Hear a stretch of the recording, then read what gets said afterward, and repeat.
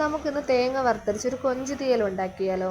അതിനായിട്ട് തേങ്ങ പൊടിയായിട്ട് തിരുവിയെടുക്കണം. അതിലേക്ക് ഒരു ചെറിയ കഷ്ണം ഇഞ്ചി, കുറച്ച് വെളുത്തുള്ളി, കുറച്ച് ചുവന്നുള്ളി ഇതെല്ലാം കൂടെ അരിഞ്ഞിട്ട് നന്നായിട്ട് വറുത്തെടുക്കണം. തേങ്ങ ഒരു ബ്രൗൺ നിറം ആവുന്നവരെ വറുക്കണം. അതിനുശേഷം നമുക്ക് തീ കുറച്ച് വയ്ക്കാം. ഇപ്പോൾ ഏകദേശം തേങ്ങ ബ്രൗൺ നിറമായി. ഇനി തീ കുറച്ച് വെച്ചിട്ട് നമുക്കിതിലേക്ക് പൊടികൾ ഇട്ട് കൊടുക്കാം.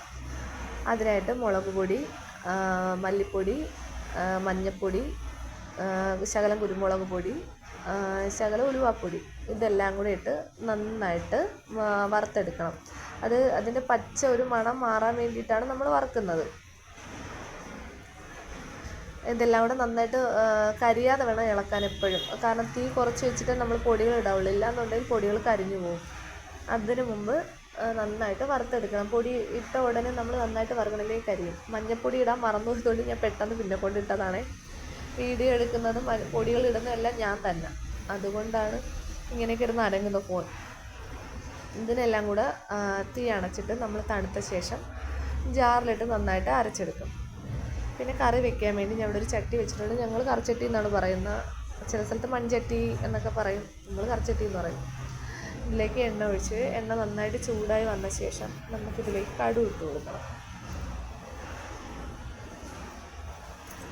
കടുക് ഇട്ട ശേഷം നന്നായിട്ട് പൊട്ടിയ ശേഷം വറ്റൽ മുളക്, പിന്നെ കുറച്ച് ചെറിയ ഉള്ളിയും കുറച്ച് തക്കാളിക്കും കൂടെ ഞാൻ അരിഞ്ഞ് മാറ്റി വെച്ചിട്ടുണ്ട്.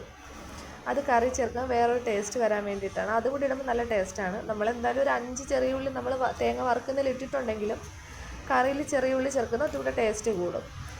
അതിനുശേഷം വറ്റൽ മുളക് ഇട്ട് കടുകൊക്കെ പൊട്ടിച്ച ശേഷം ഞാൻ ഈ അരിഞ്ഞ് വെച്ചേക്കുന്ന ചെറിയ ഉള്ളിയും തക്കാളിക്കും കൂടെ ആ എണ്ണയിലേക്ക് ഇട്ട് കൊടുക്കുകയാണ്.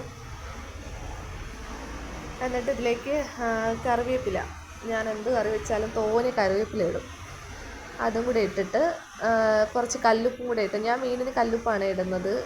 കല്ലുപ്പ് ഇടുമ്പോഴത്തേക്ക് പെട്ടെന്ന് ഇതൊക്കെ വഴന്ന് വരും. അപ്പോഴത്തേക്ക് നന്നായിട്ട് മിക്സ് ആവും എല്ലാം കൂടെ. കറിക്ക് ടേസ്റ്റും അതാണ്. ഇത് ഇന്നലെ നുള്ളി വെച്ച കൊഞ്ചാണ്. രാവിലെ ഒന്നും കൊഞ്ചൊന്നും നുള്ളാൻ നേരം കിട്ടത്തില്ല. പിന്നെ അരപ്പ് ചേർത്ത് ജാറ് കുറച്ച് വെള്ളം ഒഴിച്ച് കഴുകി ഇതിനകത്തേക്ക് ഒഴിക്കും. എന്നിട്ട് ഈ വെള്ളമൊന്നും പോരാ, കുറച്ചുകൂടെ വെള്ളം ഒഴിക്കണം. കുറച്ച് പുളിവെള്ളമൊക്കെ ചേർത്ത്, പുളി കുറച്ച് ഞാൻ പിഴിഞ്ഞ് അരച്ചായിരുന്നു. പക്ഷേ എങ്കിലും കുറച്ചുകൂടെ പിഴിഞ്ഞ് ഇതിനകത്ത് ഒഴിച്ച് ഞാൻ.